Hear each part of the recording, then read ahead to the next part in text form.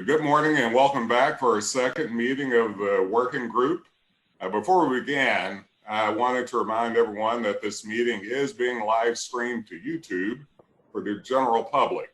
All audio and video is being captured and recorded. And if you're not actively speaking, please keep your audio muted. Does anyone have any questions? Seeing none, Heather, would you mind calling the roll? Certainly. President Thompson. Here. Budget Director Hicks. Here. Senator Givens. I am here. Representative Tipton. President McFadden. President Fox. Here. President Brown. President Morgan. Here. President Jackson. Here. President Vaidya. Here. President Capilouto. Here. President Bendaputi. Here. President Caboni. I'm here. All right. Thank you very much. Looks like we have a quorum. There's three main things on the agenda today. The first one is to talk to Scott Belcher from HCM about looking at models around the nation and how they've been working and compare it hopefully to ours. The second one is Kctcs giving us their report on the funding model, and later on I'll call on Jay and Wendell or whomever Jay wants to speak on that. And the last one, we saved the last hour, as you all know, for us to talk a little bit about the pros and cons, anything that we want to put on the table. The presidents and I have been meeting regularly. There's several items that they do want to put on the table today. And in fact, you'll have that opportunity, or any of you have the opportunity to speak to whatever you will. I will tell you, there's been several of you that have asked certain sorts of scenarios to be ran by Bill and his crew. He has done those. He plans on talking with the chief budget officers over the next couple of 2 or 3 weeks. And for those presidents that have asked for this, if you wanted it to be presented in the next meeting, we want to give you that opportunity to do so. Any of you in the funding work group, if you want something ran or some scenarios to look at, we'll be happy to do that to the best of our time and ability. But I wanted to kind of line that up for you. At the end of the meeting today, I would also ask that you think a little bit about how we move forward from here. We've got several meetings scheduled, true enough. We don't have to do all those meetings, or we can do more. It depends on what the working group actually asks for. I do see Representative Tipton. Glad you could join us, sir, with us. And unless you have any more questions, I'm going to turn this over to Scott Belcher. Scott, you're on. Great. Yep. All right, Heather, I'm going to try to share this screen without breaking it again. Hey, Scott. Hey, Bill. Can you hear me? Yes. Let me just jump in and tell the working group a little bit about your background. Sure. Scott is a senior associate with HCM's post-secondary policy team. He provides advice to clients around the nation, primarily higher education coordinating boards in the areas of state policy, strategic finance planning, funding formula development and implementation. As I think many of you probably know, prior to joining HCM, Scott served as Senior Associate of Budget and Finance here at CPE, where he advised the council on matters of strategic planning, budget development, and policy setting. He was actually instrumental in helping us to design the current funding formula for the public universities here in Kentucky. Prior to coming to Kentucky, he was the Director of Fiscal Analysis and Facilities Planning with the Tennessee Higher Education Commission, where he helped to design the Tennessee outcomes-based funding model. Scott earned a bachelor's degree in economics from the University of Kentucky and a master's degree in public policy from Vanderbilt University, and we're really pleased to have him with us today. He's recognized as a nationwide expert in the area of performance funding models. So with that, go ahead, Scott. Good morning. As Bill and Aaron said, my name is Scott Belcher. I work with HCM Strategist. We help manage the Lumina Foundation Strategy Labs program. And for those of y'all who don't know, Strategy Labs is a Lumina initiative to provide free technical assistance and consulting support to state leaders and policymakers who are working to increase higher education attainment. It's a way to offer quick support, as little as much as the state needs for no cost to the state. We offer 4 types of support with this. One is nonpartisan evidence-based policy expertise. Another is advising policymakers just generally. Third is researching policies for states. Then maybe the biggest thing we do is convening and facilitating state policymakers to share ideas, learn best practices from each other. One of the policies that we focus on is outcomes-based funding or performance-based funding. You might also hear it referred to as student success funding if it's being very, very specific. And so one of the things we do with that is we have a report every year that we come out that does a scan of outcomes-based funding policies nationally. Bill and Aaron have asked that I give a brief overview of the national context of these funding models, and also some context around how other states are thinking through the use of their funding formulas, just given the uncertainty introduced by COVID and other factors right now. So if you look at this slide, this is the scene as of FY20. You can see the orange states, they have some type of outcomes or performance-based funding model implemented in at least one sector, the 2-year or the 4-year. I think there's 30 of those. There are a few more that were developing models. West Virginia and Pennsylvania were developing models in FY20, and there's a couple, the yellow ones, Minnesota, Missouri, Massachusetts, Mississippi, that had developed models previously, but for one reason or another, we're not implementing them in FY20. It's usually due to lack of funding, and their models were set up just to be a new funding-only model. So as you can imagine, there is a lot of variation in these policies. Some, in my opinion, are well-designed and are well-aligned with state goals. Some, I think, are less well-designed and may even be working against state goals. So to try to bring some clarity to this field, we try to classify these models into one of 4 types. The type 1 models, as you'll see, these are more rudimentary. They are more aligned with, I think, earlier performance funding policies. And the type 4 are what we consider, based on research and practice, more advanced policies. So we have some criteria in the report that you can see here for the type 1 model. And I won't go through all these for all 4 types, but I'll point out the big differences. These type 1 models that are more rudimentary, we consider them not aligned with completion or attainment goals and related priorities of the state. They are reliant on new funding only, which means if there is no new funding, the policy is not implemented. There's some states where they have a policy on the books, but because they've had flat funding for 5 or 6 years, the policy hasn't been implemented. So you can imagine why that would be particularly ineffective. Third is a low level of state funding, under 5%. They do not differentiate by institutional mission, meaning they treat all institutions the same with the same metrics and the same weightings. They do not prioritize total degree or credential completion. There are some states that they just have a model set up for high demand degrees. So it's very targeted. It's not aligned with those broader goals, especially the total degree completion. They do not prioritize outcomes for underrepresented students, such as low-income students, underrepresented minority students, academic underprepared students. The next 2 are a little more technical, but these rudimentary models use a target recapture approach. They're not formula-driven. That means a goal is set for an institution. Say you have to increase your graduation rate by X%. That is, like I said, it gets a little more technical, but I think there's a problem with those types of models because they're not forward-looking. Like things might happen in the future that make it either too easy or too hard to reach that goal.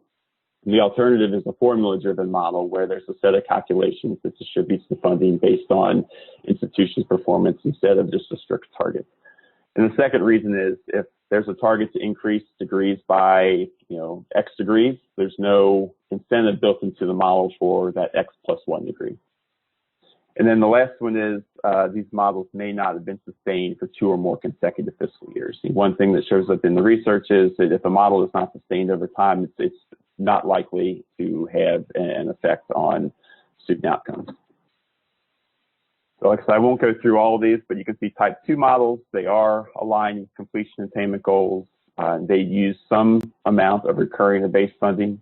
They also include total degree of credential completion. Type 3 models use an increasing amount of state funding, and they do prioritize outcomes for underrepresented students. And then type 4 models use a higher level of state funding in the model. They are formula driven instead of being target based, and they are sustained for 2 or more consecutive fiscal years. So as you can imagine, there's probably, there definitely is a lot of variation within these just 4 categories too. You're trying to jam 30 some policies into 4 different buckets, but I think we do a pretty good job of capturing the big points that have been proven out by research and practice, and discussion with policymakers and institutional leadership about what makes an effective model.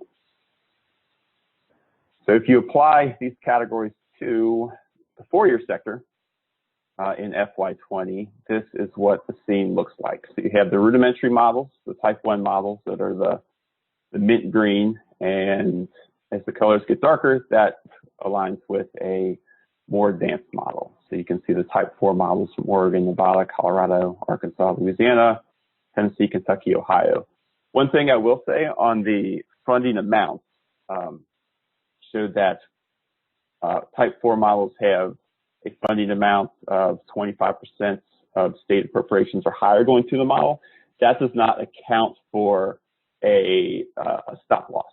And there are a couple states, including Kentucky, that have used a stop loss or hold harmless in previous years. So what we do for that is if a state has a stop loss as part of the implementation, the stop loss is noted in our report, but does not count against the criteria for the 4 types, since the intent is to eventually allocate a larger share after the phase in. Okay, and if you look at the criteria with the 2-year sector, this is what you see. So the lighter blue are the more rudimentary models, in our opinion, and the darker blue are the more advanced models.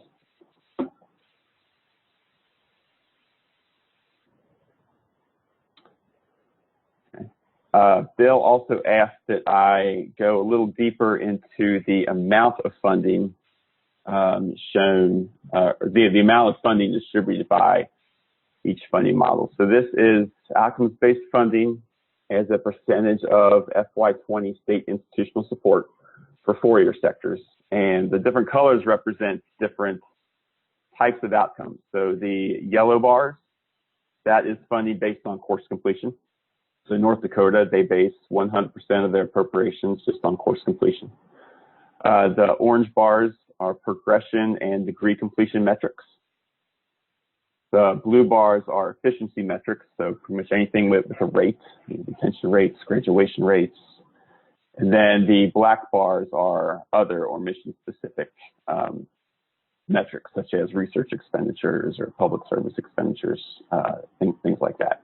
Then anything that's gray is non-OBF. That could be just funding distributed based on base funding or funding based on, square feet of facilities, something that's not tied to a direct outcome. You can see Kentucky right here. If there was no stop loss, that's what we estimated with Bill and Sean's help would be the percent of the funding that's just distributed on the outcomes.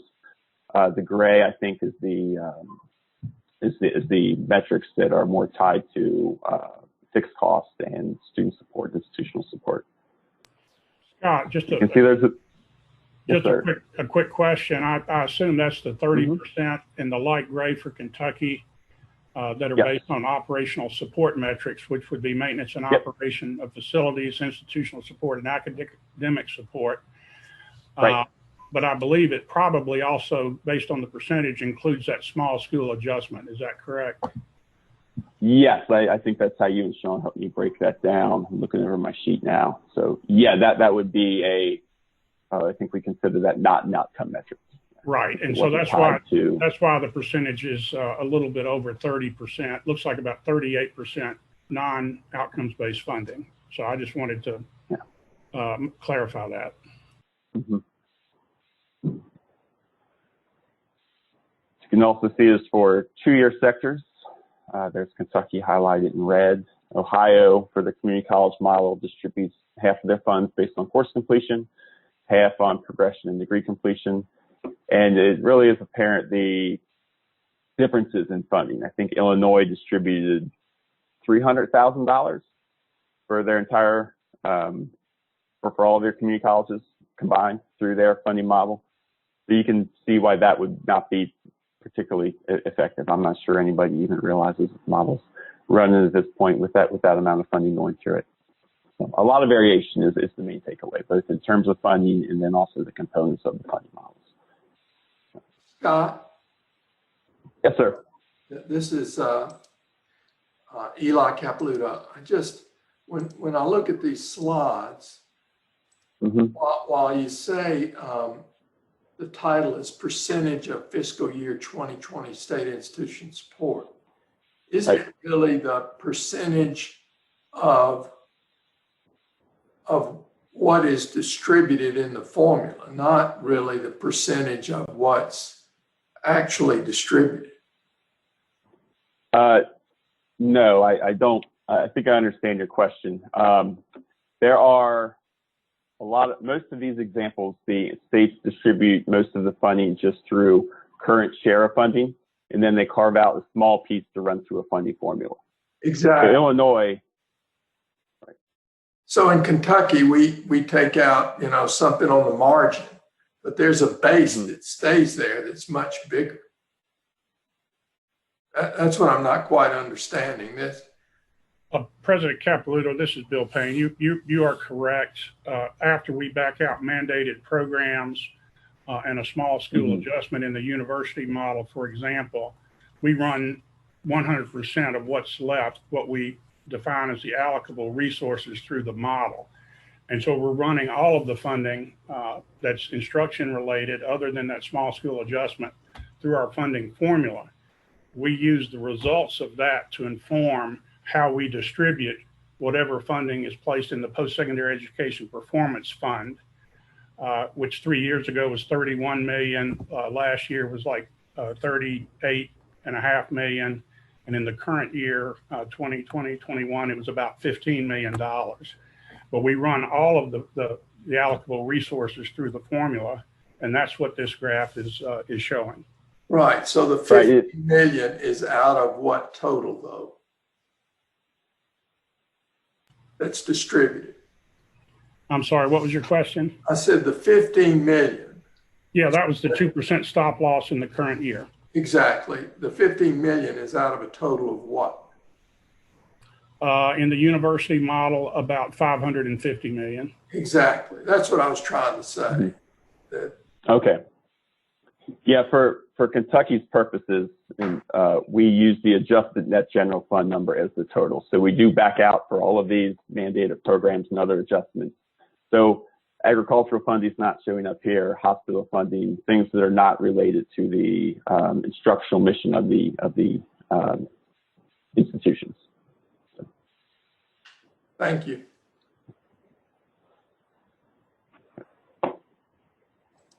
Great. Bill also asked that I show 4 state funding models. What are the priority populations that are included in these models? Let me see here. So basically, these are the populations that get extra weight in funding models. So if a student in one of these populations earns an outcome, it counts as more than a student not in one of these populations achieving an outcome. So if underrepresented minority students, low-income students, academically unprepared adult students. 2 states use veteran students as a priority population, Montana and Oregon. First generation students, rural students, and other. So you can see that the most common priority population is low income students. I think that's because it's very easy to make the case for those students, but also because the data is much easier to come by, followed by underrepresented minority students, with the other populations used less frequently, either because states don't think that needs to be focused of the model, or because it's very hard to get consistently reported data for all of the institutions in a lot of cases. And this is for the 2-year population, where you can see, again, low-income students is used more frequently, followed by underrepresented students. And for 2-year sectors, academically unprepared students and adult students are used more frequently than in the 4-year models. Scott, let me jump in just 1 second and ask President Sure. Thompson a question. President Thompson, in looking at the 4-year sector metrics and now the 2-year sector metrics, once you get beyond the underrepresented minority and low-income students in the 4-year sector, and those same 2 metrics plus academically underprepared students, the next most frequently used metric is adult students. And correct me if I'm wrong, but we really need to focus on that population to help us achieve our 60 by 2030 goal. Is that correct? That's correct. It would be hard for us to even come close to achieving it without getting a significant amount more adults in the completion pipeline. You're absolutely right. So I'm just pointing that out to say that might be something that we'll be discussing at our next meeting in terms of any potential adjustments to the model. Thanks, Bill. Whenever I'm talking about funding models, I like to include these next 2 slides. They relate to best practices for implementation. The first point I like to make is that a funding model is not just a budget exercise. It should be a tool, policy tool that is used and widely understood, that has clear principles that align with state goals. You can have the best model in the world in an Excel sheet, but it doesn't matter much if it's not clearly communicated. So here's some examples of good communication. States that I feel like are communicating their model clearly have a simple model that has transparent incentives. They develop tools such as interactive projection tools that can show institutions. So if outcomes go up X%, you can expect the model to behave this way. You can expect Y to happen if outcomes go up X%. They report annual effects of the model. I'll talk about this more in a second. Then Louisiana and the Ohio community colleges, I feel like they do a really good idea of annually convening staff from institutions to discuss the funding model, to examine trends in the data, to share best practices for student success initiatives that can influence the outcomes in the funding model. So the point is that it's not just something that's run once a year, but the state has a big role in promoting communication, increasing the transparency of it, and helping institutions understand the model and analyze the data. The other thing is continuous engagement and support. So for this, again, I think the state does have a role to provide support to institutions. This includes reporting the annual effects of the model, showing how funding is linked to each outcome, showing trends in funding and outcomes, doing things like identifying bottlenecks and opportunities for success. I've seen student success improvement grants used where the state has, and this is easier to do when there's new money, but the state has issued grants to assist institutions who are not sufficiently producing outcomes. It may do things like help them reform advising services, implement other reforms that could help them with the model. And of course, as with any policy, unintended consequences should be monitored and addressed if necessary. And some of those include monitoring academic standards, monitoring student access, monitoring funding volatility, just to make sure that the model is is operating as intended.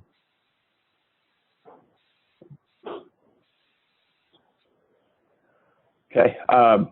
Bill and Aaron did ask that I talk a little bit about how other states with funding models are dealing with COVID. And I said, that's great. I actually have something that might help here. So one of the things the Strategy Labs has been doing, we've been convening a group of about 9 or so states that have, according to our typology, well-designed models. And we asked them a while ago, how should states with these type of funding models operate the models, just given there's all the uncertainty around COVID, probable budget reductions, and then also an increased focus on racial and ethnic disparities in student outcomes. So the next couple slides show their responses in 2 general buckets. One is general feedback, and the other is more technical considerations. So I'm going to go through both of those, and then I'm going to try to synthesize those into a series of recommendations based on their feedback and other conversations I've had with states. Some of these might not see, I don't think contradictory is the right way, but they're not 100% aligned with each other. But I think that's to be expected, since if you're getting feedback from 9 different states with 9 different models, 9 different fiscal situations, I mean, you're not going to have all the feedback generally aligned. So just keep that in mind when I'm going through them. The first point is that these funding models are an important policy tool, but they are just a tool. They are not the end goal. All policy decisions should remain student focused, and if the model is not aligned with the goals and it's not promoting those goals, don't be married to the model. Always stay laser focused on the students. The second is given all this uncertainty, states need to be cognizant of the trade-offs between the sustainability of the funding models and also institutions' financial viability. This includes monitoring the fiscal viability of each institution, and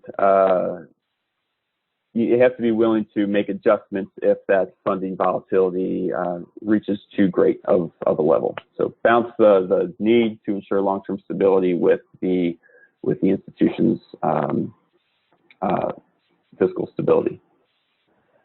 The third is that there is value in the predictability of an allocation methodology that can be used regardless of financial situations. This came up from 4 states in particular, where they were saying that if they got rid of the model, that would potentially increase more uncertainty for the institutions. So a model in those states have been used for a number of years, and in their opinion, it's been going quite well. So they said if we change the rules now, given COVID and probable budget reductions, that would be a net negative for the institutions because you're changing the rules of the game in the middle of the game. The next 3, I think this one relates more to communication and also being aligned with state goals, is that it's more important than ever to use the funding formula to both prioritize student success and use the funding formula as a tool that can amplify the value of public higher education and its role in helping the state emerge from a recession. And this next one is more related to one of the earlier ones, but I think it's distinct enough that it can be broken out, that it's better to trust the formula metrics that were agreed upon prior to an upheaval. And these aren't my words. Because modifications proposed during an upheaval could be reactionary rather than policy driven. And then the last is, if there are going to be changes, you need to have a clear understanding of what the effects of those changes to the funding model are going to be. You need to model all scenarios and potential alternatives. And key to this is considering the population served by the institutions, as well as institutions' access to different funding sources other than state appropriations. So we know that there are certain populations more affected by COVID-19 than others. So I think this is saying that you really need to take a look about is the funding model and other policies, making sure that those students are prioritized. Finally, there were 3 technical considerations that these states brought up. The first is, if necessary, temporarily decrease the volatility of the funding formula and increase institution stability through a stop-loss function. Most of these states don't have a stop-loss function, so it would increase stability to add one. I know with Kentucky there was a stop-loss in the most current year. The second is look at if the reporting of the outcome data has been disrupted. So examine if the processes for reporting this have been disrupted, what is necessary to continue to collect data so it can be verified and included in the upcoming year. So that's reporting the data. This next point is the production of the actual data. So what was the effect of COVID? What will be the effect of COVID also on the production of this data? Did it impact all institutions the same? And if not, what adjustments need to be made to account for those?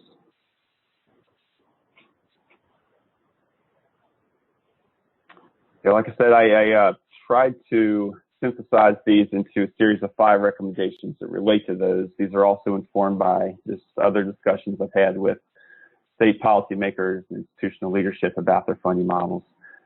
The first one I think is the most important is recognize that, I think this was the case in Kentucky too, but all these state models were developed to be aligned with certain principles. They were meant to achieve certain goals of the state, such as increasing educational attainment, decreasing equity gaps. So is there anything about the current circumstances that have altered the principles and therefore require changes to the funding formula? There might be, for example, identified increased focus on underrepresented populations. So would that need to be a principle that's adjusted that would inform changes to the funding model? The second is, regardless of what's done with the funding model, I think that states really need to resist across the board reductions to institutions. I say here this is often the simplest solution when reductions are necessary, but they're not strategic and they don't address things like equity concerns.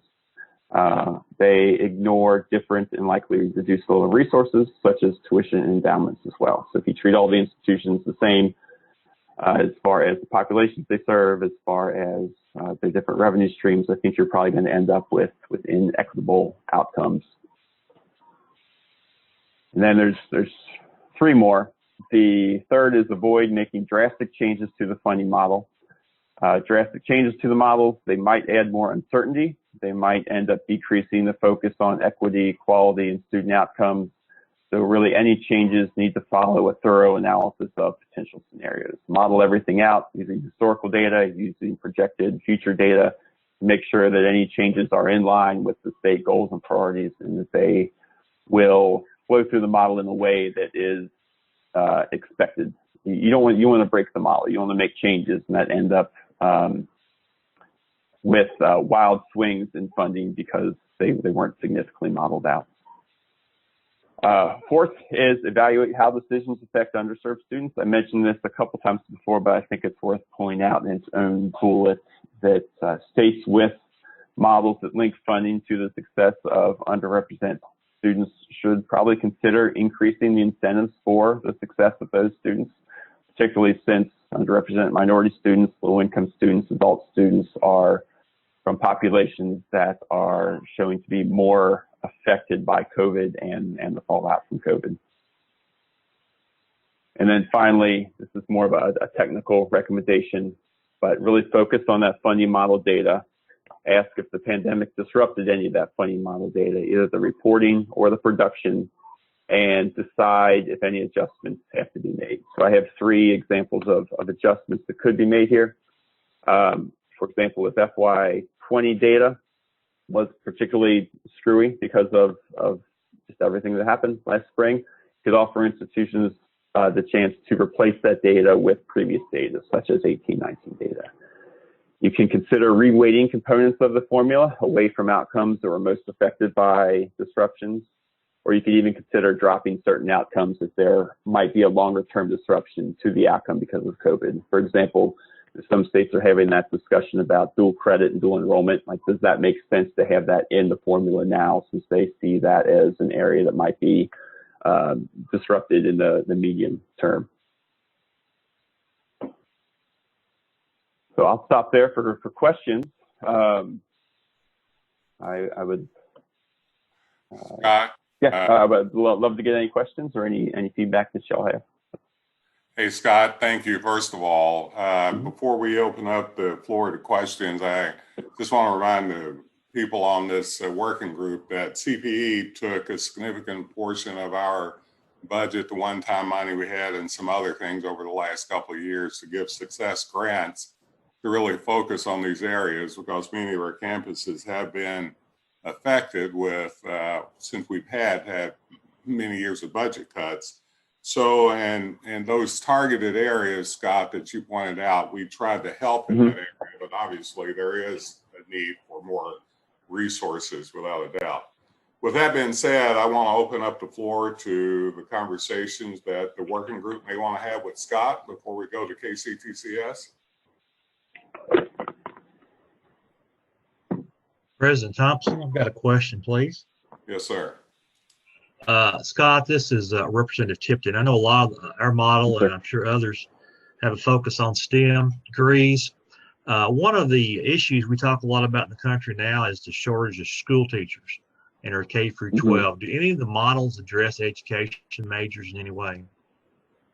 They do. I think in this slide here, I don't call them out specifically. Well, actually, I don't have that slide, but in our report, I show the metrics broken down by type, and one of those is priority fields.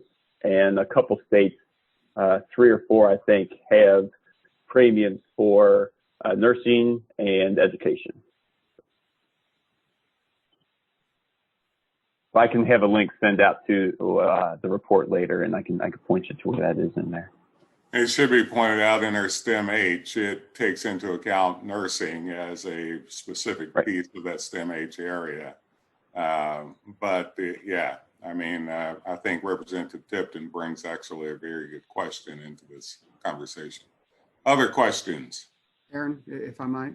Scott, can you talk a little bit about mission differentiation between institutions and the way, so I'm familiar obviously with the Tennessee model that is very focused on different institutional missions. Will you talk a little bit about how that works in some of the other models?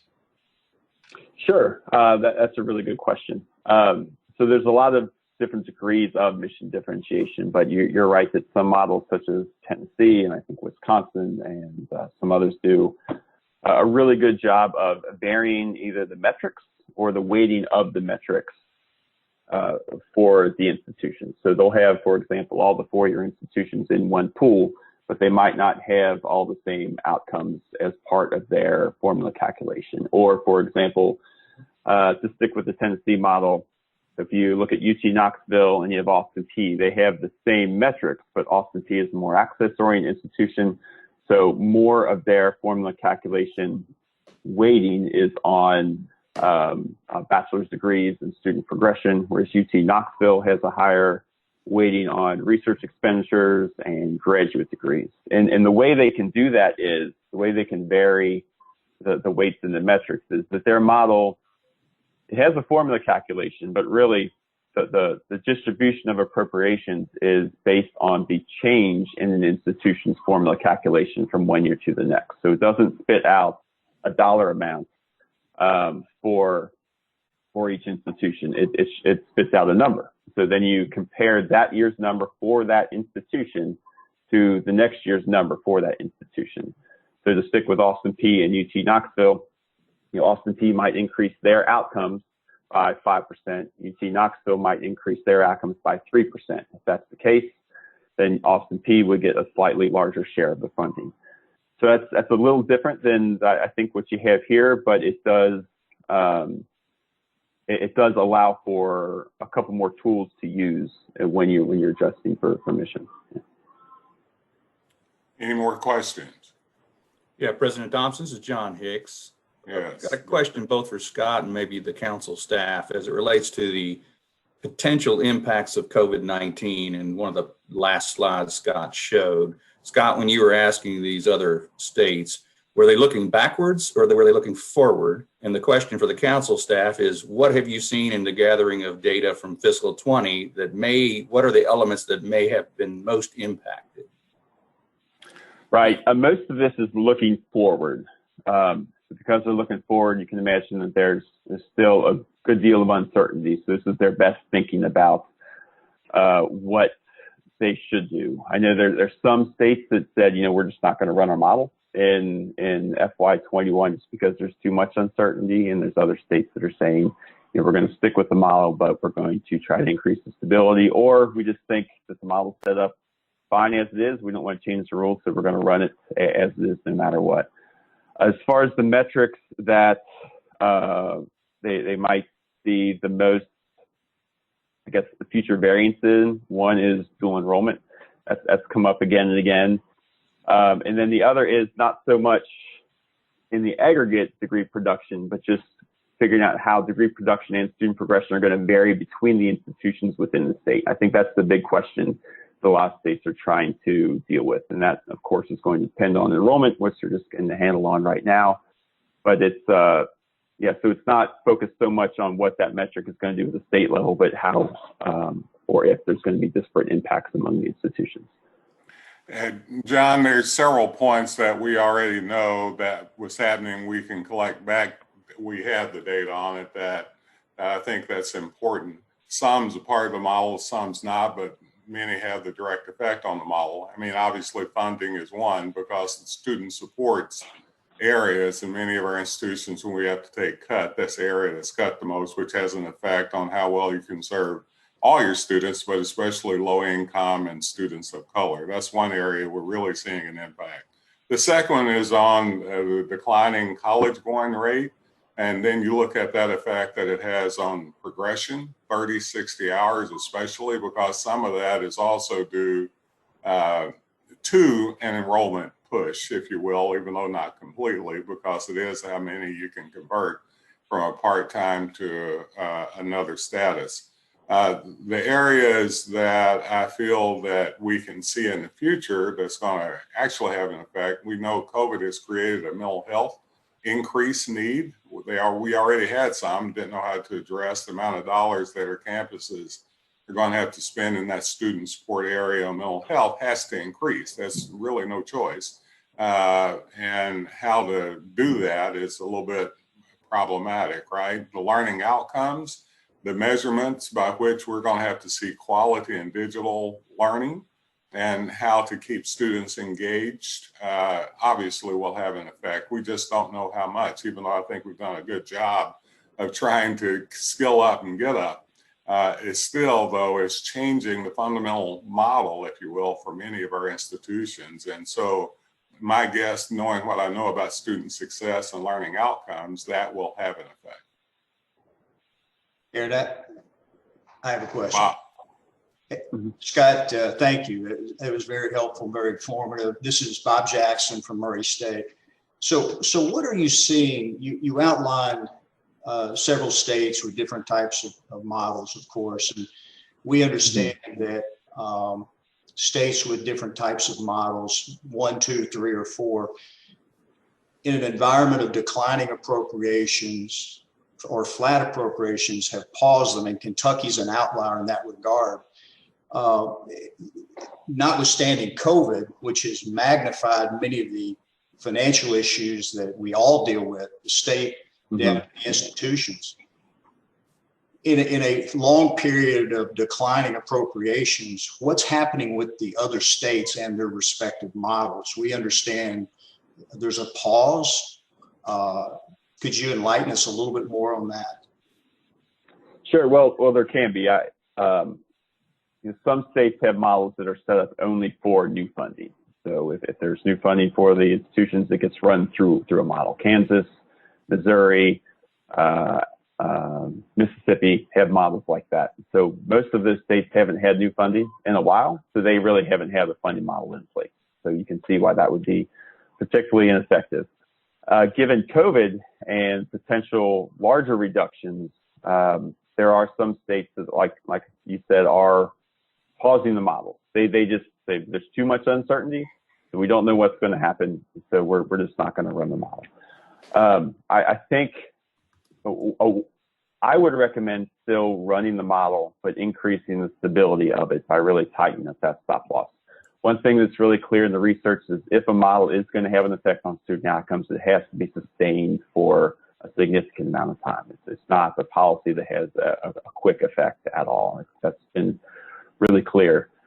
So that's what states are dealing with. And I don't have a great answer just because so much of this is really forward looking. But last time I was with this group that we convened, I put out the question, do states need to be looking at more access input, such as enrollment, just to both increase stability and maybe kind of shift some funding to those institutions that might be serving more of those priority populations. So put a greater weighting on enrollment of those priority populations. And I thought that the response I was going to get was, yeah, I think that's a good idea. But I had a lot of strong pushback saying that if those goals are going to be addressed, they should be addressed through other policy measures. This is supposed to be focused on student success, and so we want to stay maintained with student success. If we have to tighten up the funding distribution through a stop loss, we'll do that, but we want to maintain our commitment to the model. So I was kind of surprised. I was trying to lead them to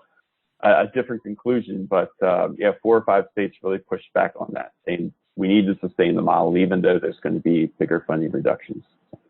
Dr. Morgan, you had a question, and then we're probably going to need to cut the questions short here fairly soon. We're running over so far, and we'll blame that on David McFadden.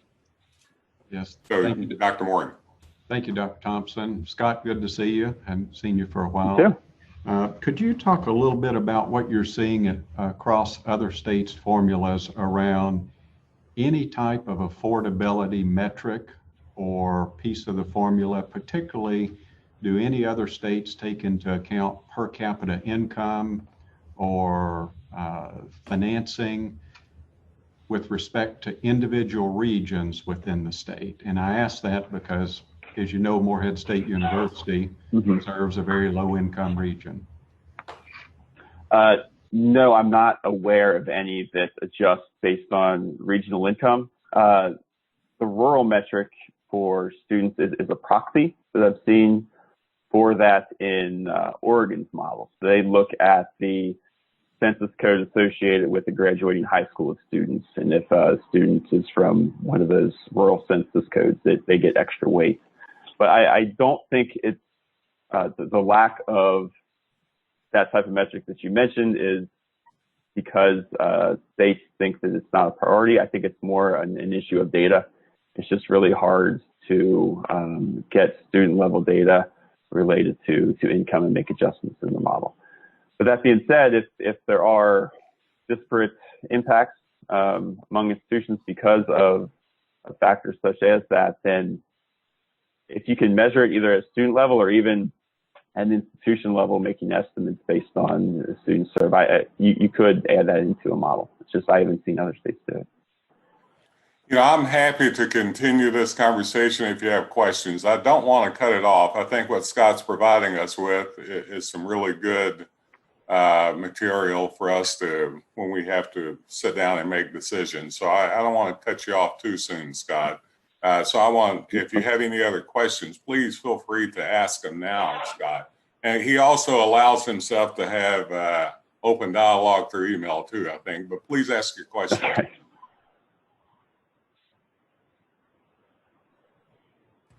Okay. Do I have any more? President Thompson, this is Bill Payne. I don't have a question, but I would just like to comment. I believe it was on State Budget Director Hicks's question about the possibility of the metrics data being affected by COVID-19. I just want to remind the working group members that at least in terms of the university model, we do use a 3-year rolling average of metric data, which would tend to smooth out some of the year-to-year variations.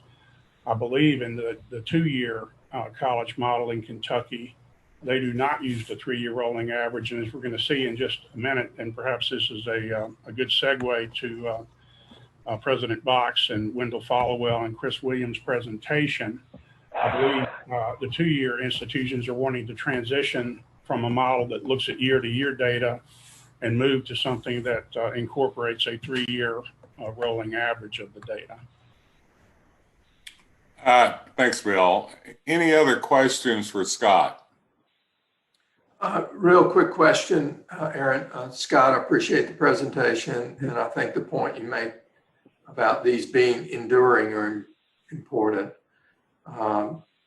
Institutions are sort of like aircraft carriers, and they can't move quickly, but if they have the same sort of signals over time, you can start to see progress. I appreciate that. I think what impacts everybody right now, I'm curious to what other states are doing, is the cost to be successful in COVID. It means you have to invest in testing, tracing, quarantine, isolation, data systems that follow that rapidly. You seen anything across states about that being funded at state levels? I know some states have paid for testing for all higher education institutions. Have you seen anything there you could share?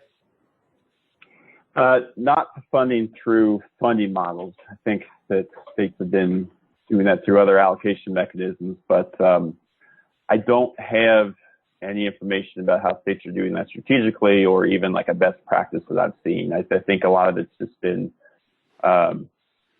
institutions are responding right now and states are trying to make a lot of quick decisions to influence it. So no is the answer to your question. I don't have any best practices on how states are handling that. Eli, I've been, as you all know, working with my counterparts nationally weekly, and we are seeing a variation. Many states through the governor's GEAR funds or through other funds that they've gotten from the federal government has been supplying those needed items that you're talking about. In our state, we've been doing most of that per campus. And each campus has its own real set of issues, obviously based on the size and the way that they're organized. The item that Eli brings up that I think it is important for this group to understand. Now, what we're talking about going into whatever the new future, whatever they call it now, is that some of these items that we used to have maybe on the side now has to be at a higher working order. The way we use data, the way we use digital tools, the way we use digital formats, even in helping students not only to learn, but to actually survive themselves socially, emotionally, and culturally. So this added expense, we're talking with colleagues around the country, we can't even measure the amount or even what needs to be done yet.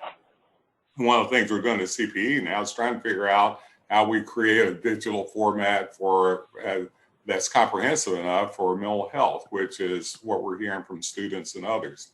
So the piece that you do bring in your question, Eli, is what will be the future cost of this new way of doing business? And it's not just about instructional design either. It is about all those other elements that goes to this success funding model. So I think that is an important question to consider.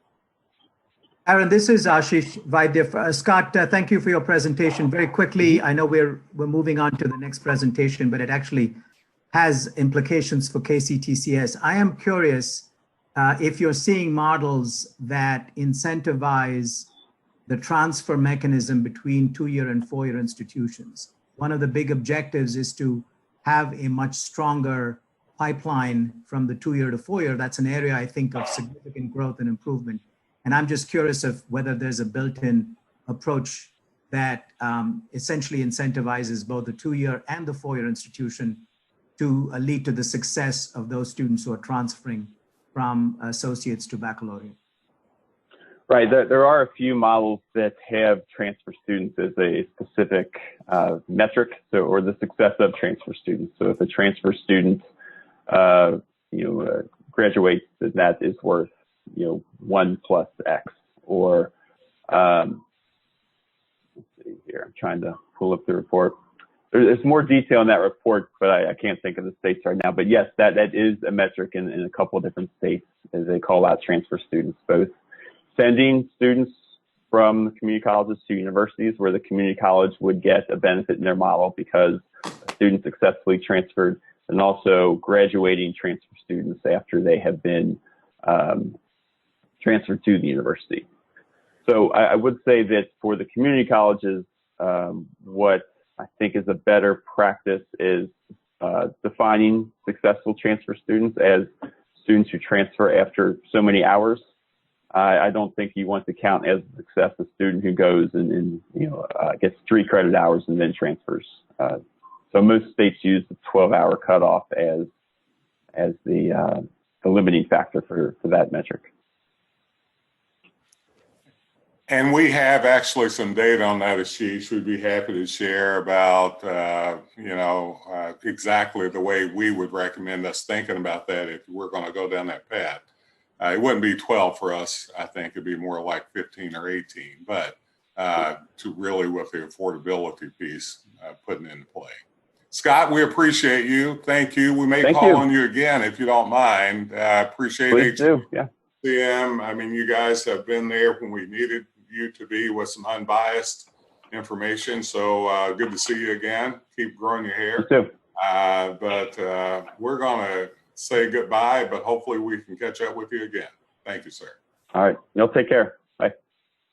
We're going to quickly transition to Jay Box, Chris Williams, and Wendell Followell to give us their presentation. So I'll just let you guys take over. Thank you, Aaron. Appreciate that. I'll give just a couple of opening comments and then turn it over to Chris and Wendell.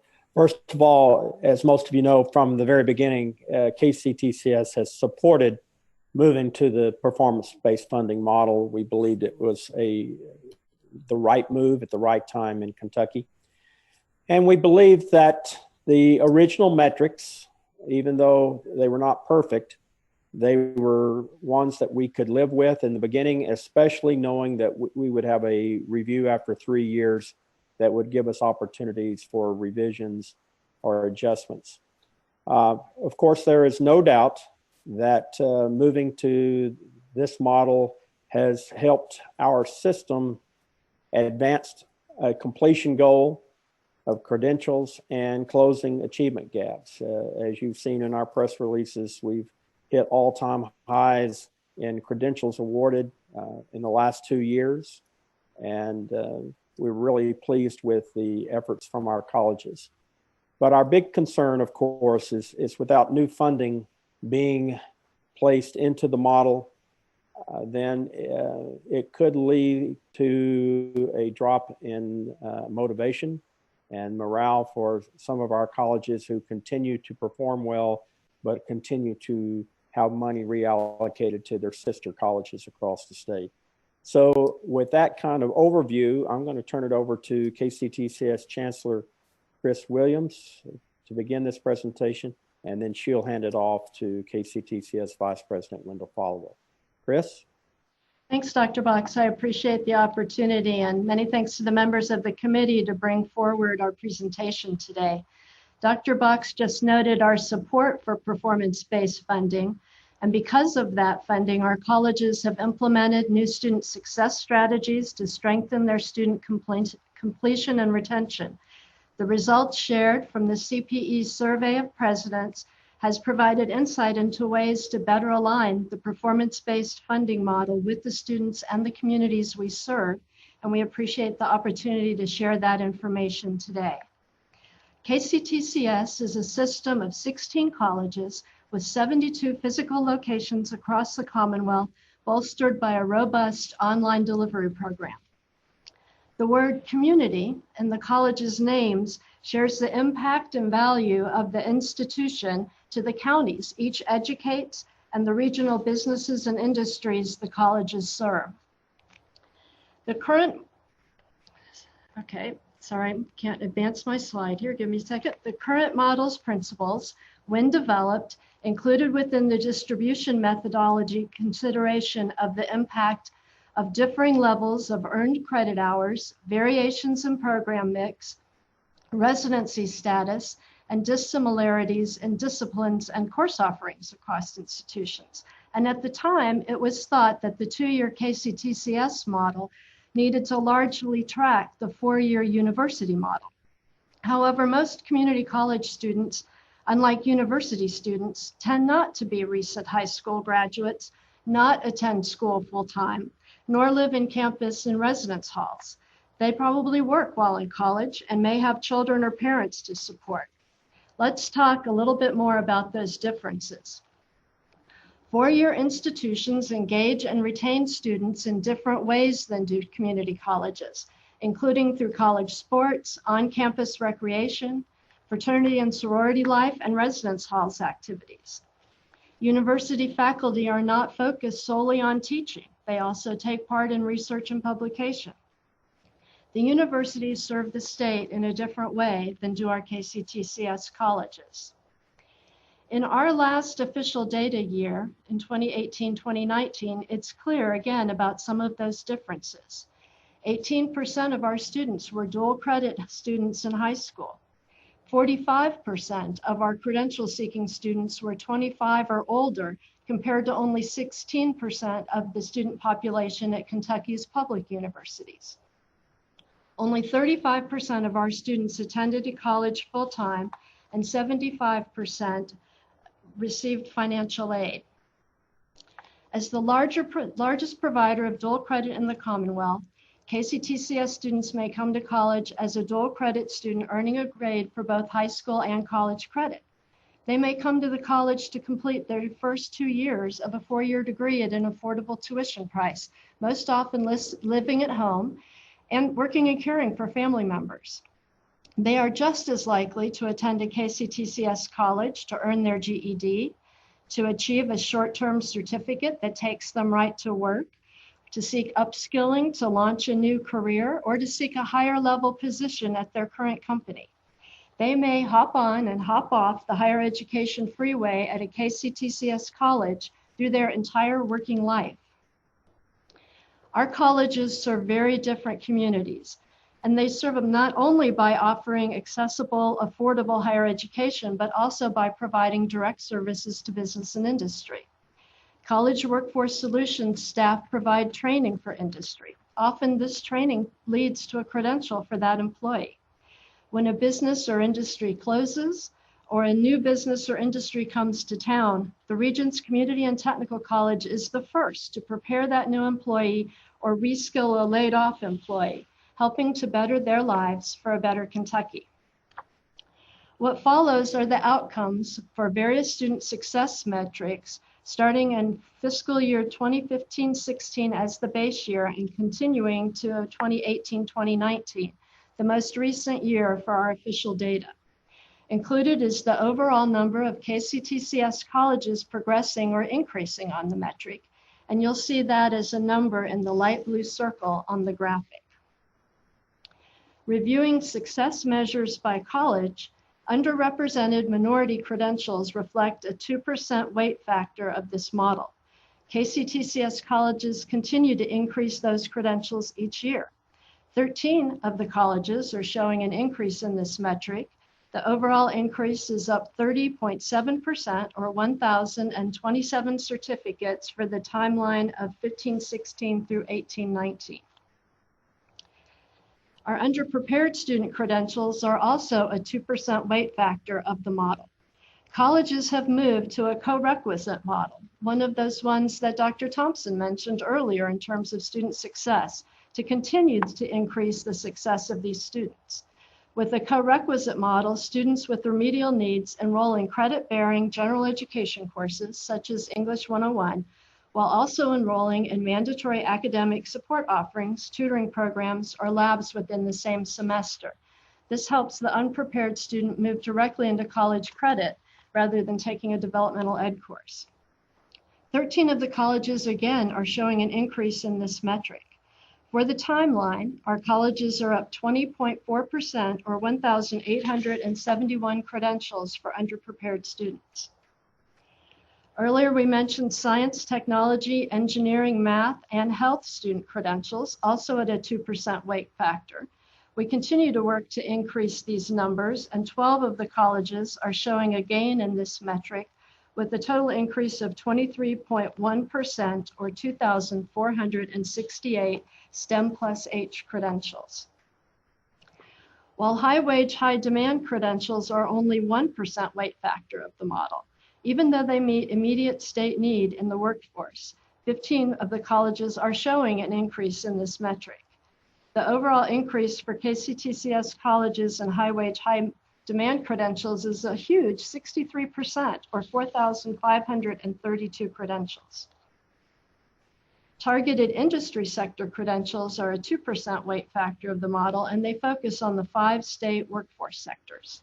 14 of the colleges are showing an increase in this metric. The timeline increase is 30.4%, or 6,752 credentials. Total credentials is 10% weight factor of the model, and we continue to break records. This year, the system will award its 500,000th credential. We're very excited about that number. 14 of the colleges are showing an increase in this metric.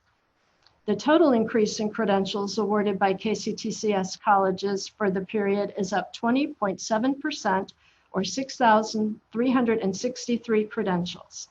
As you've seen illustrated by these slides, we have and continue to perform at a high level. Our presidents and system office leadership support performance-based funding to incentivize and recognize student performance. We also agree that performance-based funding works best if it's fully funded with new dollars, and that the current model is largely historical and volume-based, not enabling all of our institutions an equal opportunity. And we know that differences in regional and community demographics and varying economies across the state impact our performance outcomes. The 16 presidents and system leadership agree on these principles that you see on the screen and recommended a few modifications to the 2-year model, which will strengthen the impact on the college's efforts towards student success and completion. And it was very special to see the alignment between what we are bringing forward and what our previous presenter, Scott, shared with us this morning. The current model features institutions with students seeking longer-term credentials because it places greater emphasis on course completion at higher credit hour levels. Likewise, it favors longer-term credentials that do not take into account the substantial swings in enrollment and student success of local economies and populations. Again, last year we set records in credentials awarded. The credentials go right to the heart of the rationale behind performance-based funding, the 60 by 30 attainment goal for CPE, that 60% of the population has an earned credential by 2030. A substantial part of those earned credentials includes the short-term 10,240 certificates you see. We delivered those 10,000 certificates of under 9 credit hours. The student earning the credential can then go to work as a state-registered nurse aide, as a phlebotomist, as one of many good starter careers with the short-term certificate as their entry point. But these go-to-work credentials earned do not help institutions with the retention metrics at 15, at 30, at 45 credit hours. The colleges are not rewarded for turning out exactly the important workers the state needs and business and industry demand. The STEM plus H, targeted industry, and high wage, high demand credentials somewhat overlap and do not individually recognize the impact of these credentials on the economy. And while of significant importance to our colleges, to the Council on Post-Secondary Education, and to the Commonwealth, there is no metric that supports the mission to re-engage adult learners in higher education achievement. Each region of the state is very different in terms of diversity numbers. That diverse student population, especially in terms of African American representation, is very different for different locations. The cities of Pikeville, Hazard, Louisville, Hopkinsville, and Paducah, the percentage of the African American population differs greatly. Likewise, the numbers of underprepared students and low-income students are all affected by the local population, local K-12 student resources, and the local economy. And again, it's important to prioritize these areas of student success. Transfer came up. We have a strong role to play in providing the first 2 years of a 4-year degree with smaller class sizes, with outstanding teaching faculty, and as an affordable, lower cost alternative to the first 2 years at university.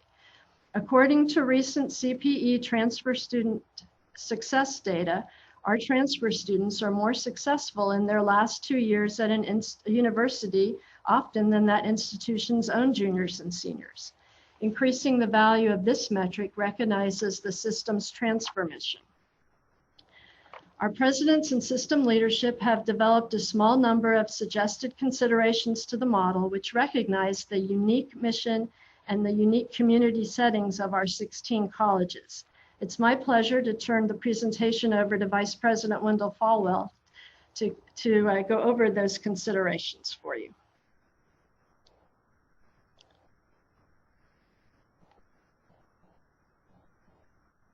Wendell? Sorry about that.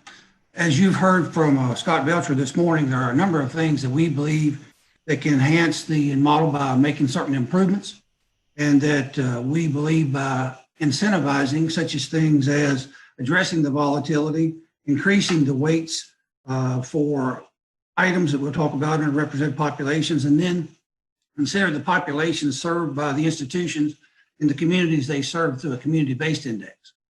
And to make these improvements, largely we talk about, and these are part of the principles that we discussed with our college presidents on equity and stability within the model. That would be using a 3-year weighted average for all metrics except the square footage to smooth the economic, population, and pandemic impacts in the colleges that the regions that they serve. We would also advocate the 2-year stop loss and smoothing the transition to colleges that are above the equilibrium as adjustments occur through the model, especially with the current environment of no new funding. Chris, if you'll scroll forward, thank you. We also feel like that increasing the equity of the model by taking into account regional differences across the Commonwealth and the communities of which the colleges serve. To do that, we are advocating that we modify the equity adjustment, or as the 4-year institutions have in their model, small school adjustment, based on a community index, community need index, Community-based index would include factors for local unemployment, labor force participation, and poverty rates. Community Needs Index also takes into account the demographics of the local community and their impact on the student enrollment and success within that community and that college. All right, to ensure more closely match the mission, Kctcs also would like to request consideration to combine the targeted industry credentials into a 3-year average weighted credential calculation, just as we have with our other disciplines, and to adjust that progression rate of 15, 30, and 45 to more closely match the model and the system's mission by combining the targeted industry credentials. These include the STEM plus H, high wage, high demand, targeted 3-year weighted average to recognize the varying credentials that reflect student achievement and job skills and job attainment that you heard Dr. Williams speak of. We would also recommend modifying the 3-year rated credentials down from the 15 to allow increase to more focus on metrics that focus on our mission, the underprepared and the low income, underrepresented adult by adding that student item metric, and also transfer that you've spoken about. All right, to ensure that the metrics more closely match, we're recommending that we raise the targeted credentials to a 4% each. Currently, you heard Dr. Williams talk about them having a 2 or 1% weighted factor.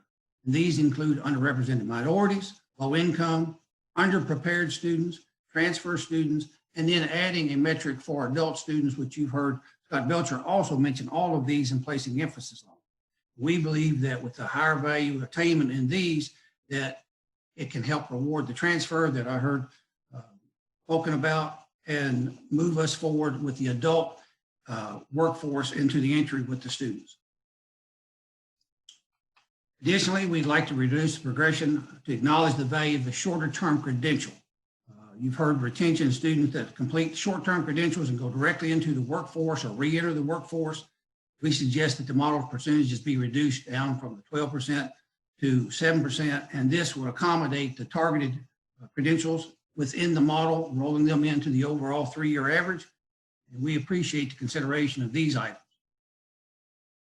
As we mentioned, the Kctcs colleges strongly support the premise and the promise of performance-based funding. However, the colleges struggle with the reality of the past history of funding, the locations they serve, their populations, the economies that they serve across the state.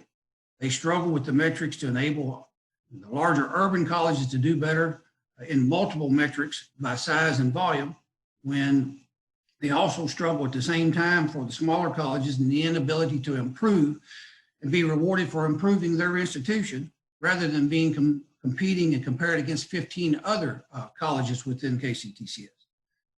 Colleges, Kctcs are the best hope for providing a strong and skilled workforce for the Commonwealth.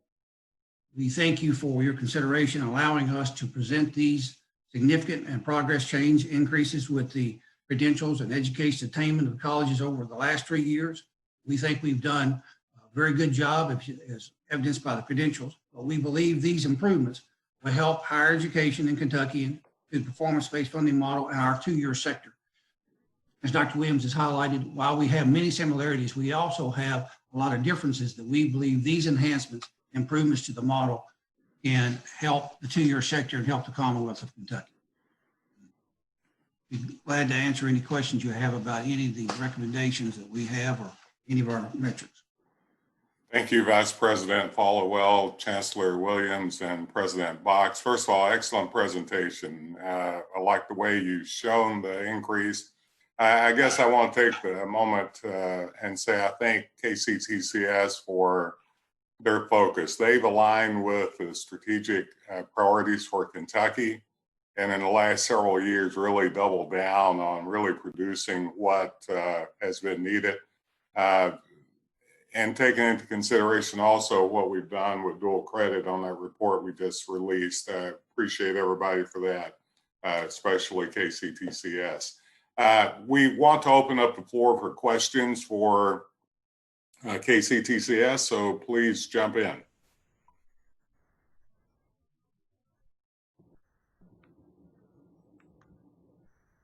President Thompson, this is Representative Tipton. Yes, First off, President Box, I've never seen anybody that enjoys their retirement like you are. You just keep at it. But we appreciate you during these uncertain times. I do have a few questions.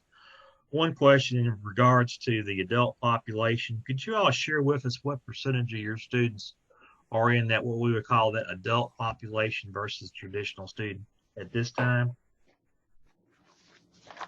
Yes, sir. I believe we shared that metric at the beginning. It's roughly 45%. Okay, 45%. And is this adult population a population?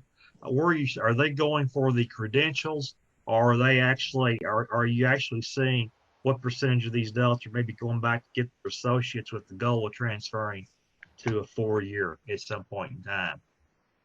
It's not as high as we'd like in the transfer. What we see is what Dr. Box has often referred to as that freeway. People come, they get a piece that they need, and then they move on. But we have been very excited about the opportunities we've been taking to increase all of our transfer opportunities for all of our associate degrees. So we continue to make opportunities for our associate in science and associate in art students, but also for those associate and applied students that normally would have been a terminal degree. Now many of our institutions accept that and then put a bachelor's degree on top of it for that student. Okay. This week, I feel a little bit like a prosecutor, apologize. This week, CPE put out a report on dual credit, and we saw some positive numbers on the increase in dual credit in our high school students. But one thing that kind of stuck out to me was the numbers for underrepresented minorities. And as I look at some of the factors you all are talking about, you all are also looking at factors there on underrepresented minorities, low income, in the unprepared. In a sense, I'm wondering if those 3 factors aren't related in a way, and if we increase those metrics, what are some of the things in the community colleges that you all can do to increase our numbers there and get better participation and better improvement in those areas? So we have a dual credit ad hoc work team that serves between both the Kentucky Department of Education and Kctcs that meet regularly and work on any number of initiatives. And one of those is to better prepare underprepared students so they graduate ready for college. The other is to increase minority participation. And for each of those, there's sort of a different focus, but a lot of it is really helping the counselors and the school administrators understand the value of dual credit and how dual credit works. We continue to have advanced placement also in the high schools, so we need to carefully craft our message to make sure students are going the path that is best for them. But we have a very strong focus right now on a program we call Make Every Credit Count. So as we speak to underrepresented students, as we speak to underprepared students, it's talking about how each of those class opportunities, usually paid for by a dual credit scholarship, so there's not the cost to the family, that we need to make sure that credit transfers forward and is not just taken because it's there, but taken because it's of value. In terms especially of the underprepared students, the Council on Post-Secondary Education has allowed us to move the co-requisite model to the senior class of high schools as well. So if students are not showing that they're ready at college entry level on the ACT, for example, we'll do a dual credit class that involves extra support so that student can take the 3 credit hour class using their scholarship and then get an additional credit class and go ahead and achieve that first level credit course while still in high school, even though, you know, normally they would not even have been prepared for college, and they get that out of the way and can transfer it to any of our public institutions. Okay, I'm going to ask one more question, then I'll let somebody else chime in. On this proposal for a community needs index, and this may be a CPE question, is that a mechanism that we can develop and accurately and analyze? Yes, I'll answer that. I think that we can. We work with our Office of Policy Research with Kctcs to look at county level unemployment rates, the labor force participation within each of the communities, and also the poverty rates, combine that into one index, and then be able to look at that compared to the state, and state being as the metric of 1. If a college has a higher than 1 in that sense, then they would be taken away with on the community index. We would redistribute some of those funds to those colleges that are under the index. For example, let's say Jefferson Community Technical College in Louisville, because of the standards of living with regard to unemployment, labor force participation, poverty rates may not be, or may be at a higher level than maybe Southeast in Southeast Kentucky and Cumberland, Middlesboro, and those areas. So they would have a higher need. And using what the 4-year institutions use as a 4-year, the small school adjustment, making adjustments in there and adding that, not through the model, but at the end of the model to help reflect the differences of those communities and the needs of those communities. Would that be something that would be adjusted annually or similar to the 3-year rolling average like we do on some of the other metrics? That is something we're proposing to look at annually. Okay. All right. Thank you all so much. Representative Tipton, a couple of points you make, I just want to make it to the entire group. By the way, I would say President Morgan has asked for a similar look at such an index, and CPE is going to be digging into this methodology. This is something we actually worked on, some of you know, a few years ago. It is something I'm interested even in going in greater detail on. The point you made in dual credit, I just want to point out for those that didn't have a chance to look at the report, it's a little bit of a tale of two cities. It is one, let's take our underrepresented minority groups as an example. We found out that when they had the dual credits, they had greater college success in many ways, but the access is really low. They're not getting it. So this has a direct effect on this model when we look at completion, because we were looking at how well did they do after the first year of college even. So some of this information we got out of this report, I hope to be working with the campuses and even with the legislature and thinking about how do we shape this in a way that makes it exactly what it should be. And Chancellor Williams, I appreciate you in more ways than one, but we've got to do a better job of also being deliberate in the alignment process. And that's all the way from P20. I mean, we have to look at what we do in K-12 and how we align our, not just resources, but our ways of thinking and methodologies and doing this, as well as all the way from our community colleges into our four-year institutions. Other questions for KCTCS? Dr. Brown. Yeah, thank you, Aaron. And I just want to add, excuse the lighting, I'm having a little vision problems this week.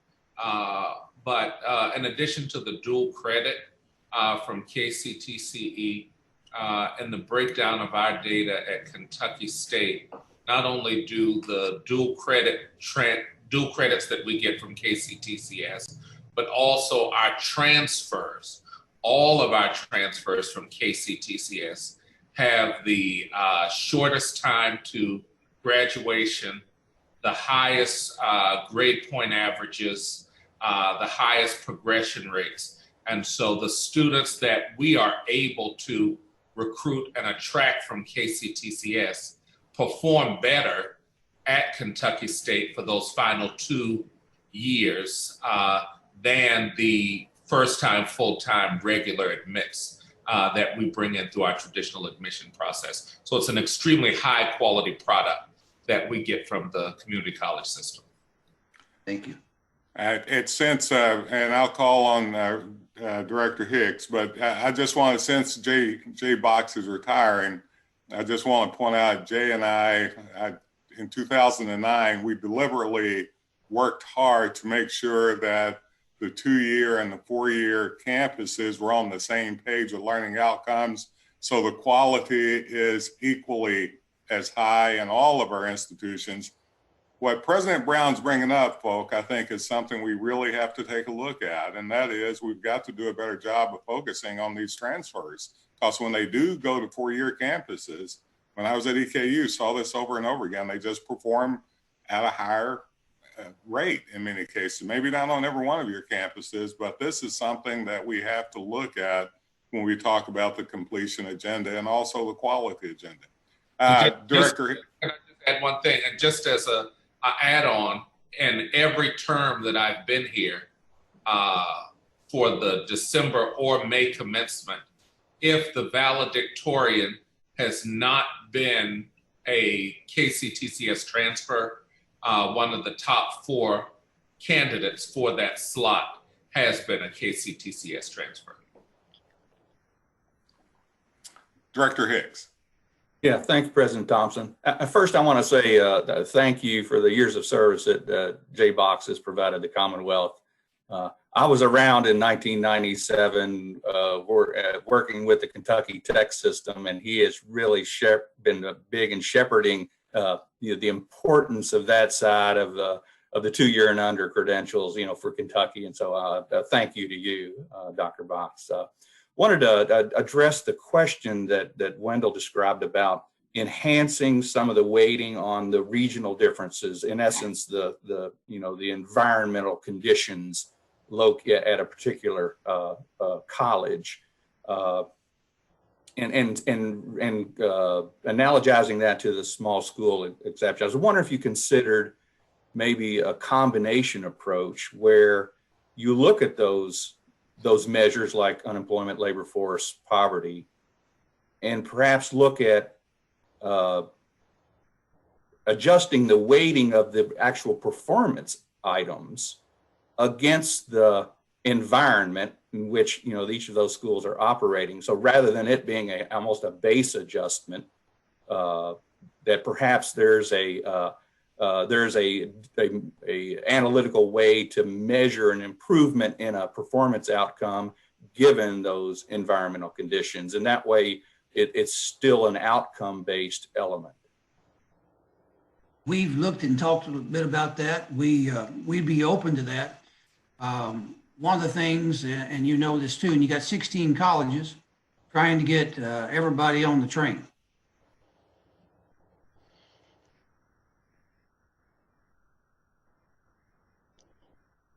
I like your question though, Director Hicks. I do. I think it's, I think we do have to look at that. And I know that falls heavily on the system. KCTCS system, but I think that's actually an excellent question. Other questions for KCTCS? Well, folks, I appreciate it. We will look forward to working with you in greater detail. And I would like, if we could, have Bill and his crew, Wendell, they probably already do, is really dissect and look deeply into that index, if that's okay. And maybe even run some scenarios for our, at least our comprehensive campuses, but for all our campuses in addition. Look forward to it. Any more questions for? Thank you, folks. I appreciate it. We're at this stage whereby several of you have many, I think, statements or questions or things you want to put on the table. So there's two things I'd like for us to think about accomplishing what time we have left. One is to think a little bit about what you'd like to see the next meeting as being, or what the next meeting would look like. I know several presidents have voiced how they would like to see things to move forward. And I think they should put that on the table today if they like. The second thing would be along the lines that each one of these meetings, we've asked each of you to think about the things that you feel that are working or not working. We've given you tons of information. We've got a lot more to give you next time if you like. But the core of the conversation, I think you have the data and other items for, but we will give you more if you like. So I'm just going to open it up, let it be a free for all, and let me hear what everybody has to say.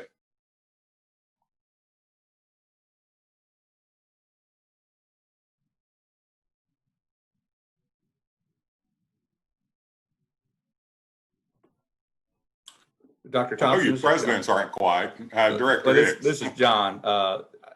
I'm interested, based upon the end of our first meeting, I'm interested in the combination of the president's thinking, looking backwards, what has worked, what has not worked, and that underlying question, that I raised, that Bill Payne addressed on causality. So it's very related to what's working and what's not working. So I would love to hear a little bit more of the experiences that have taken place, not only quantitative, but really qualitative.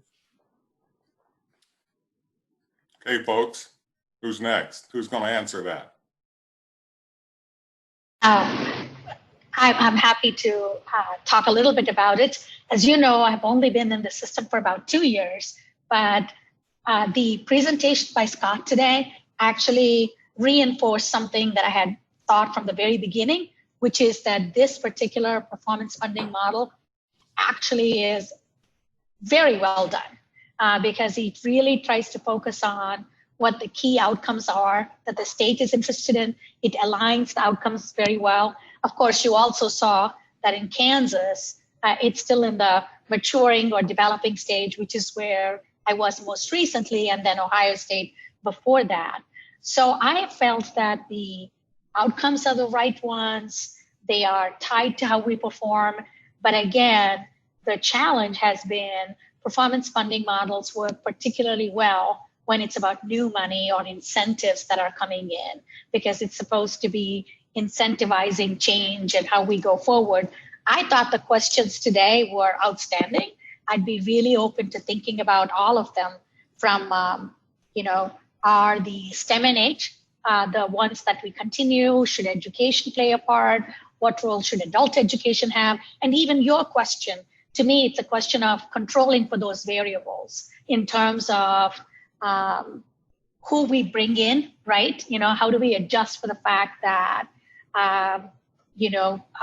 universities that have very high percentages of underrepresented minority students, the challenge of, that's not just the same thing, it's first generation, low income. I didn't mean to imply it was just an ethnic issue, but how do we take into account what it takes to move the needle on that? So my overall impression has been and continues to be very favorable towards this. And I hope that we get to a point where it is about new money that the state is investing. That's easy to say. I know the realities here, but that would be my only thing that I would comment. Yeah.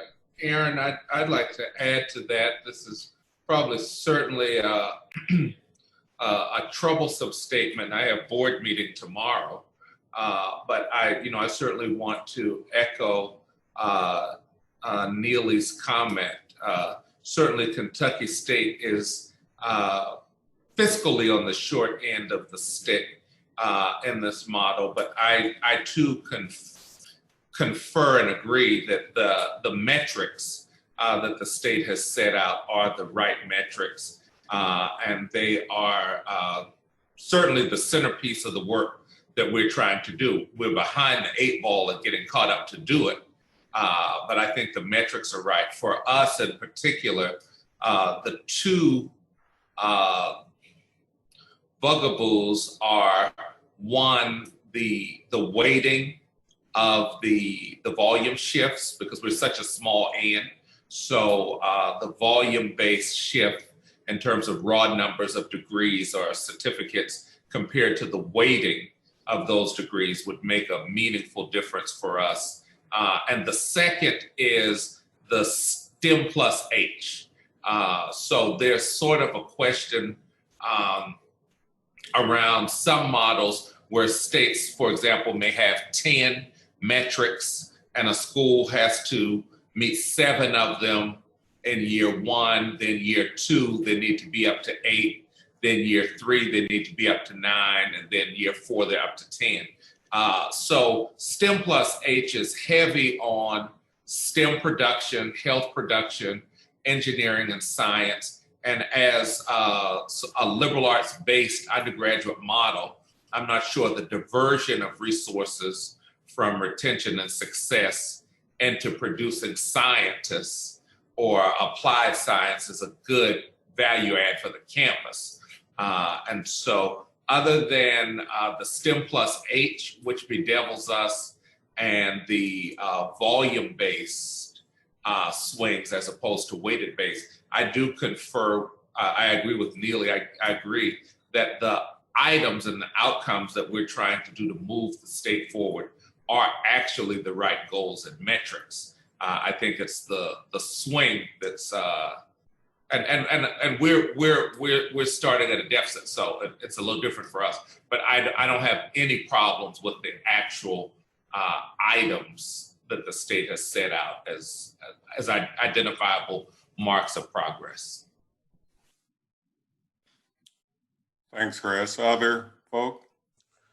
Aaron, I've talked a little bit about this with folks, and I think that as we revisit this in the 3-year look back, efficiency is going to be an important metric for us to look at, and in particular as we look at those institutional funds that support instruction and student outcomes. We're all doing more with less. Some of us are doing a lot more with a lot less, given some of the impacts that have happened over the last several years with the increasing implications of pension liabilities for the comprehensives and the Kctcs campuses. That's an ongoing issue. I think we've got to look at efficiency, not only on square footage, but also in instructional and student support costs as well, to make sure that we're not just rewarding the amount that's being spent, but rather the outputs that are coming with those.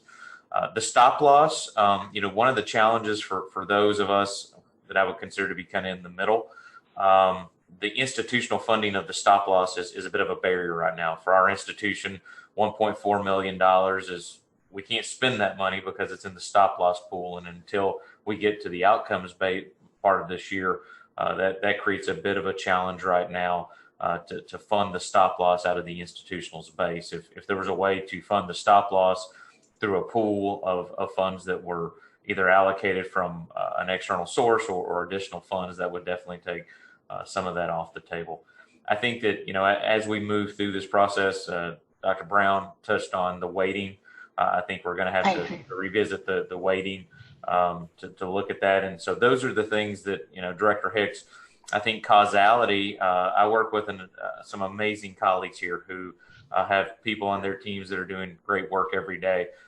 The areas that we're looking at are nothing that institutions have not been looking at for a long time. What I've seen is a focus by Dr. Thompson and his team, the presidents on the call, on the student success outcomes. And those things don't turn, as Dr. Capellulo said, they don't turn quickly. So the success we're seeing today are built on the foundations of a lot of good work over several years to see these student outcomes.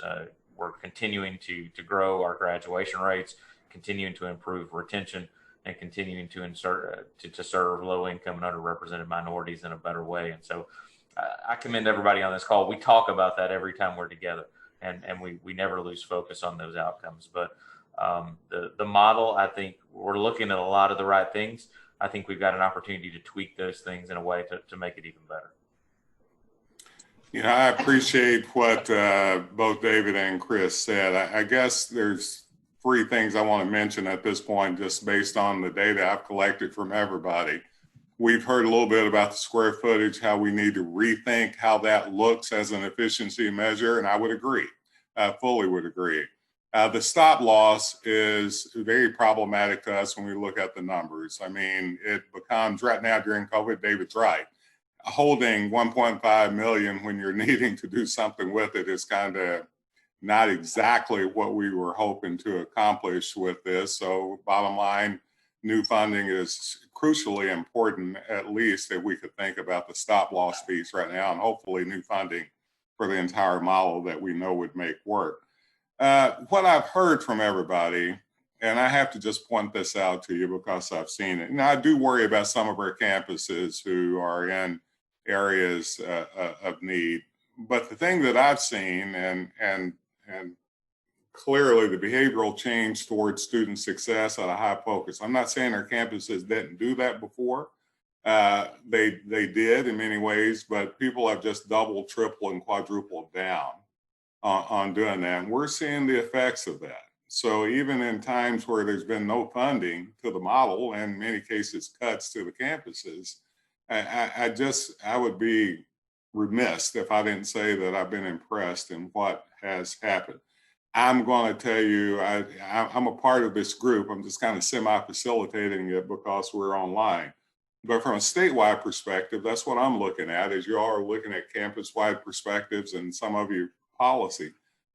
What I know is that the incentive should be on success, and we can't cut money from those success factors. That hurts. That goes against that. The focus needs to be put truly on those that need success, in many cases the most, or underrepresented minorities as an example. Down the road, we're going to have to consider from a statewide perspective 2 other factors, and I'm not considering what Representative Tipton just put on the table with teachers, but we need to look at something quality-wise. Don't know what that means, whether it's, I don't know fully yet what I'm talking about, but we need to have that discussion.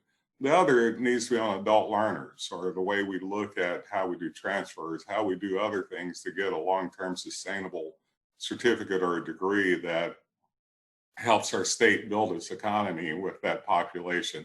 So some of those things that I'll put on the table from a statewide perspective that I hope we get a chance to discuss, along with things like teacher preparation and so on. So I do want to be very transparent and put that out there from my view as someone who's worked with the model at a very intimate level, in addition from a statewide perspective. Other statements that people want to make, or questions or comments? Dr. Thompson, this is Wendell again. I want to go back to Director Hicks' question there.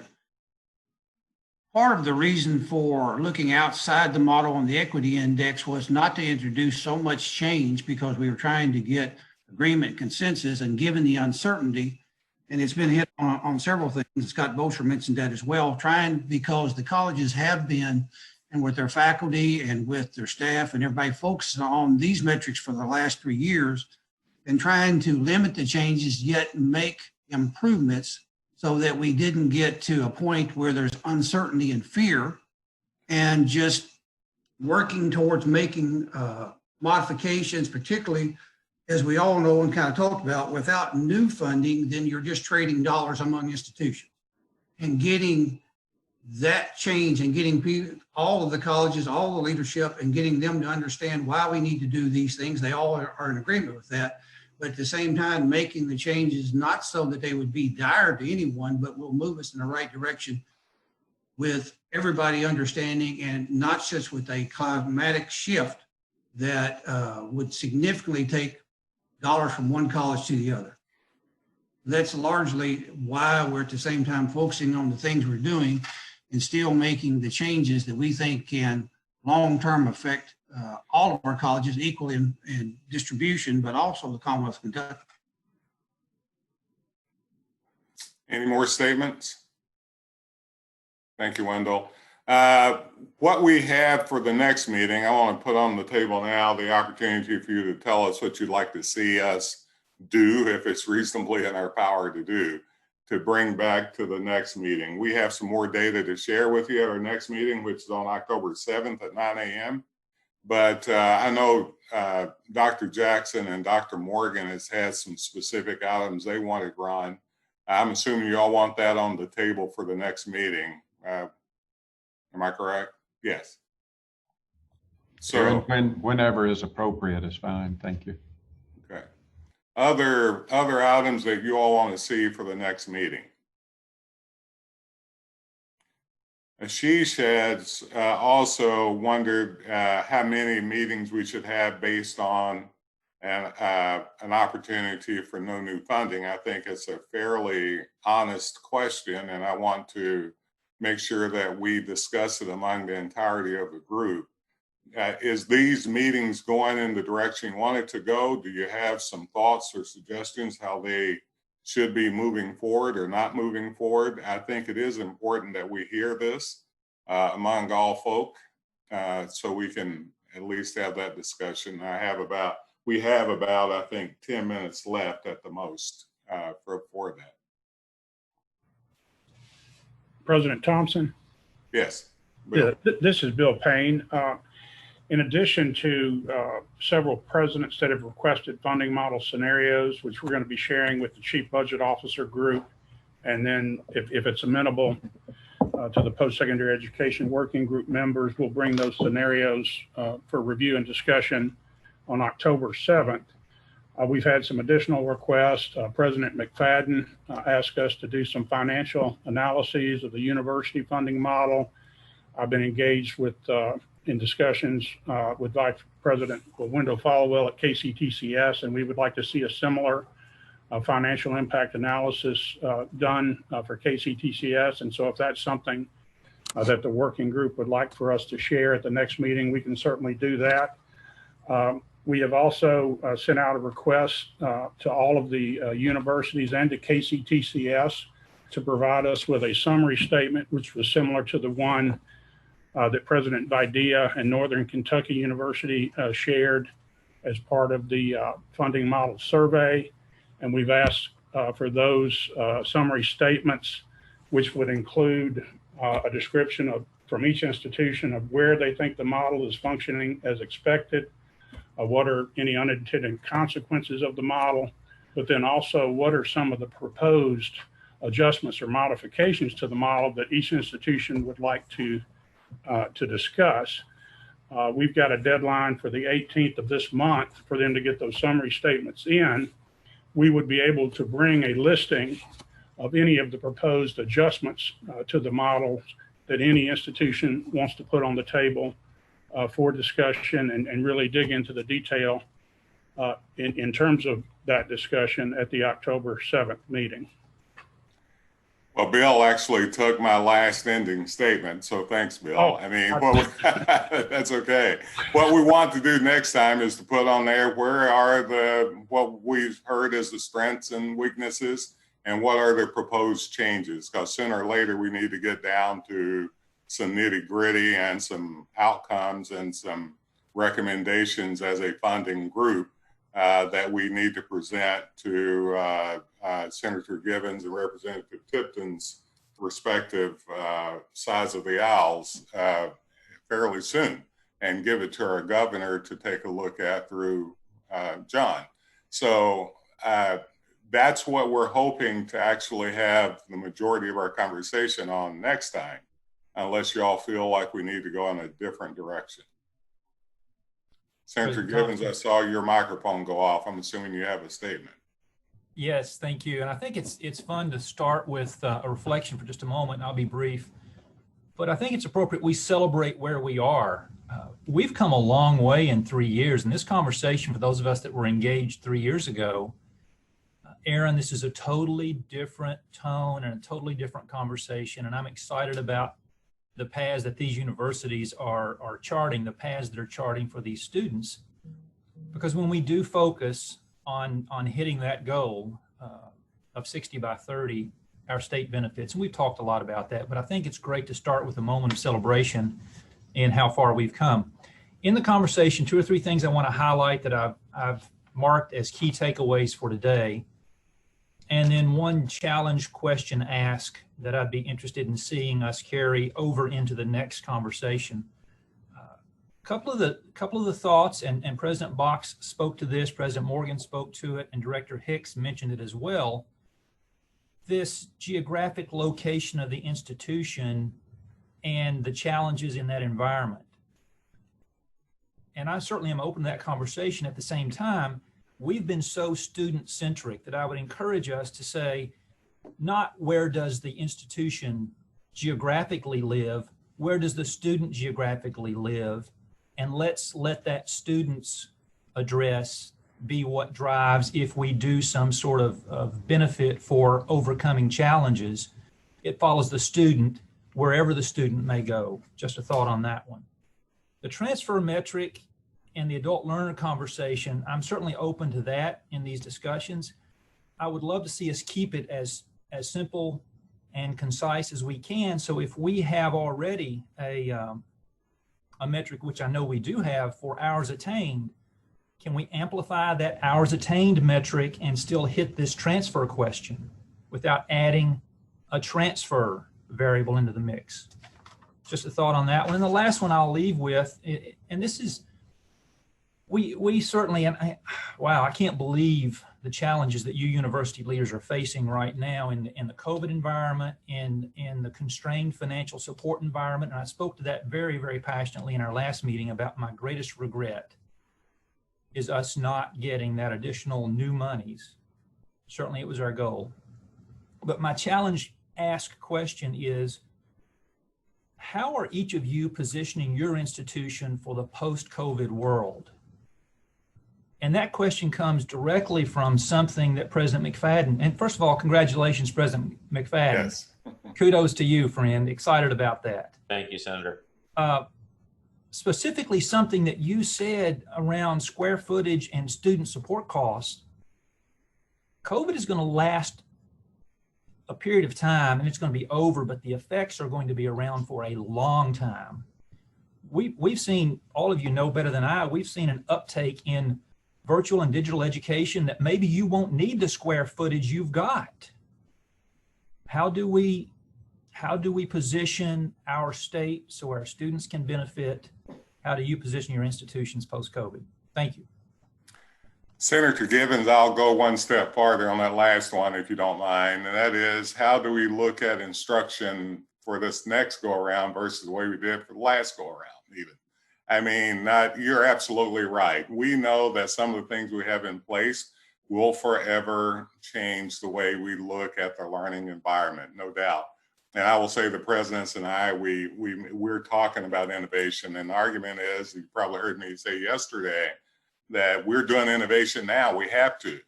So how do we take that innovation into the future and create something that's even more substantive, if you will, for those populations that we serve? And thinking about that with even the population groups we're talking about becomes even an added question. So it's not just square footage and instructional output from that traditional way of thinking. It's really how we think about efficiency and quality and effectiveness now from this new world that we're in the middle of right now, that will probably forever be that world, but getting more complete.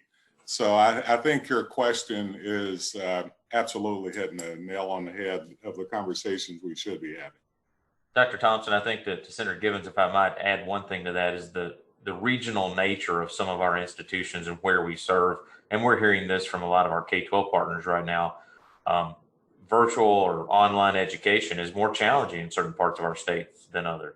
And when we think about access, it's now we're thinking about that in terms that we didn't think about it before. And so I think that balancing all of those things with our service to place, and Dr. Vadia talks a lot about that, service to region, service to place, and that is something I know we're all very proud of. So it is a delicate balance, but thank you, Senator Givens, for your well wishes. Folks, we're almost at the, go ahead, Bob. Sure. Just very quickly, 1 minute. I want to thank Senator Givens for your leadership and your work in those last comments. And Chair Tipton, thank you for your support. And I would interject one last item. And we've talked about a lot of things today. And this item impacts many of us, and many of us in a very, very major way. And that is KERS pensions. And at somewhere that has to be a part of a conversation as well. I don't know where, and I don't know how. And over the last, 3-4 years, it's been a center point really of all of our conversations. So I'd like to put that on the table. I know to Senator Givens and Chair Tipton, that's very important as well. Excellent bring up, by the way, Bob. Pension is always there. Representative Tipton is always reminding me of that. It's really there, and it's really clear, and it's really problematic for us. I mean, it is a cost that the state has to pick up, or we have to pick up, and it throws us away from this as we focus on student success, no doubt. Well, folks, we are at our end time. I really this was an excellent meeting. I'll just say that in more ways than one. My brain is going in many different directions, but I think we're getting clear on what this has told us in the past 3 years. I would love to hear more about what you have to say between now and the next meeting. Please, those that have been asked to turn stuff in by whatever the date Bill gave, 16th, I think. I'd appreciate it if you did, so we can have a more complete set of knowledge that we can present at our next meeting. Thank you very much. Hope you guys have a nice rainy day and do a lot of successful stuff. And we'll talk to you soon.